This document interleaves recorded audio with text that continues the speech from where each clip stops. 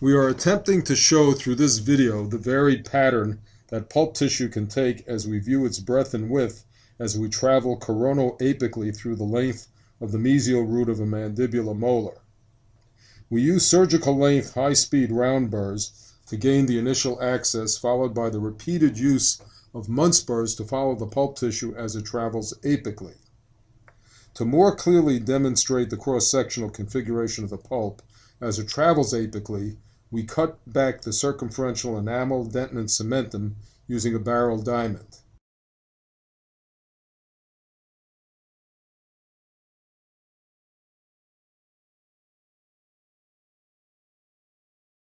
This short trip down the root confirms what micro-CT scans and the earlier Hess studies have shown, namely the unending varied pulp tissue inclusions that may be present throughout the length of the root.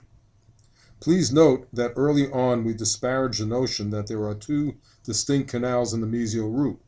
While there are a couple of points of easy entry for an endodontic instrument to enter, we can easily observe an isthmus of tissue connecting the entire length of the canal that is simply not negotiable even with our thinnest instruments. As we journey deeper into the root, we see what appears to be a separation of the mesiobuccal and mesiolingual canals, only to have them joined together apically prior to exiting out the apex of the root. In cross-sectional shape, they are likely more the exception than the rule. 2. If we attempt to produce tapered round preparations, we will often miss a good deal of the tissue residing in the outlying reaches of highly oval sheaths of tissue. 3. If we do not prepare the canal space to at least a 35 apically, we are reducing the effectiveness of our irrigants either placed passively or activated. 4. If we attempt to make the major diameter the standard for shaping the minor diameter, we will undermine the strength. 5. In short, if we encounter highly oval pulpal inclusions, the best strategy we can employ is an attempt to widen the entire length of these spaces to a 35 apically while removing a uniform layer of circumferential dentin from all the walls of the canal from the orifice to the apex. Appreciating the highly varied anatomy that the pulp tissue can have makes us realize that many of the systems introduced to shape the canals do not address these variations. Rotary niti is mostly limited to producing conically shaped spaces that, according to the research, leaves a good deal of debris on the walls of oval canals that constitute the major diameter.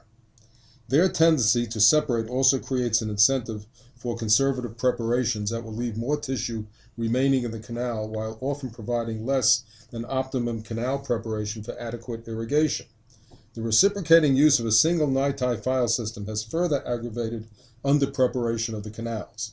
When we consider the fact that rotation leads to clogging of the dentinal tubules, particularly in the apical third, and according to the latest research that rotating niti induces microfractures, we can better understand why, despite the introduction of so many innovative products, the success rate for endodontics has not increased over the past 25 years.